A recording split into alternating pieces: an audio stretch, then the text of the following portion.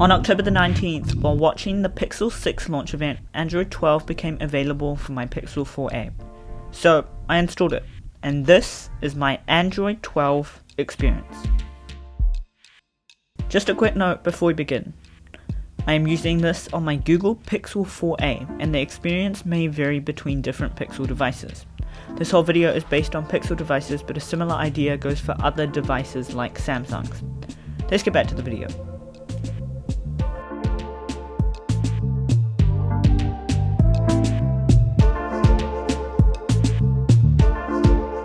First, let's quickly talk about the install process. If you haven't installed Android 12 yet on your Google Pixel device, head to Settings, System, and then System Update.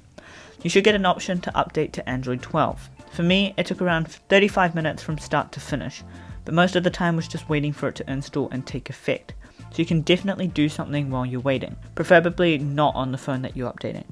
Once it's finished, you'll need to restart the phone, and then you'll have Android 12 on your device.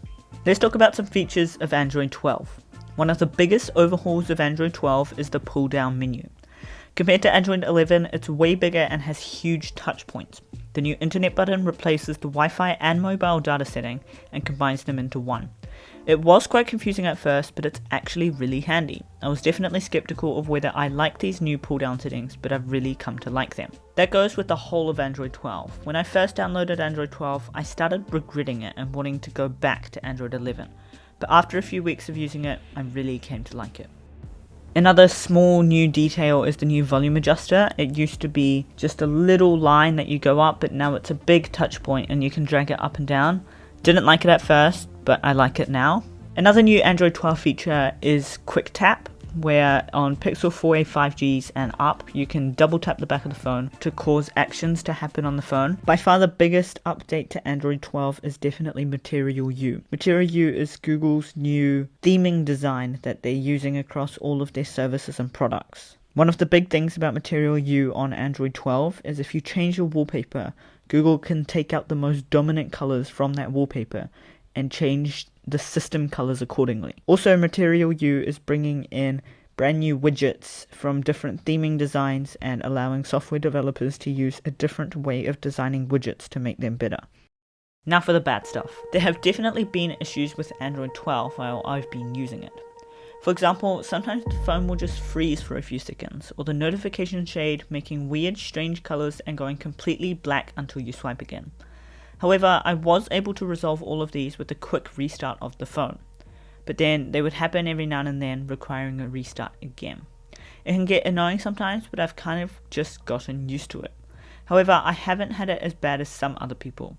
I've heard lots of stories on Twitter and around the internet of people having their phones completely crash, requiring a factory reset for the fingerprint scanner to work, and lots of other problems. A lot of these problems seem to be related to Pixel 6s. Another feature which has become really clutch for me sometimes is one-handed mode.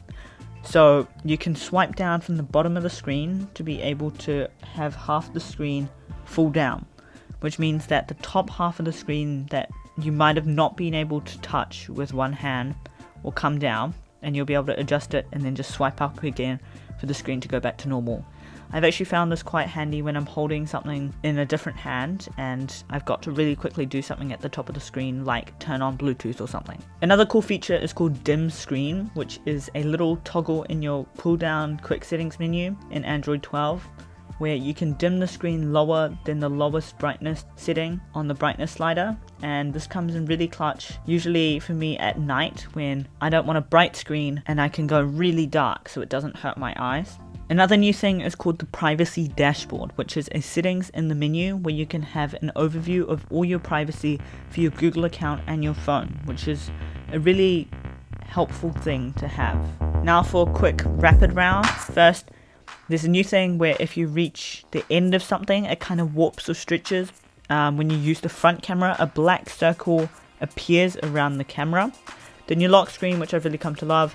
Apps crashing, which is not a good thing. It's just sometimes that just for some reason just instantly closes.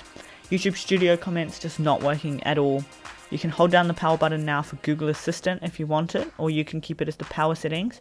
If you do set holding your power button for Google Assistant, there is a power option in your quick settings menu to replace holding down your power button. Now playing button function, so now if you have a song playing in the background and your phone recognizes it, you can save the song, you can like it, and you can send it to someone. I know this video was more about the new features of Android 12 rather than my experience, but I had lots of fun making this video, from the top-down shots to the scripting to the thumbnail. So if you did enjoy this video, be sure to press like down below.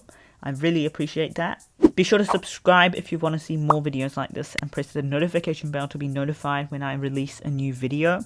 And be sure to let me know down in the comments below if you do have an Android phone. And if you do you have Android 12? Be sure to click on the screen for my Google Pixel 4a review, and I am working on the 1 year later review of this phone, so look out for that. And also click on the screen for my iPad Air 4 unboxing. That's everything from me. Thanks for watching. I'll see you in the next one.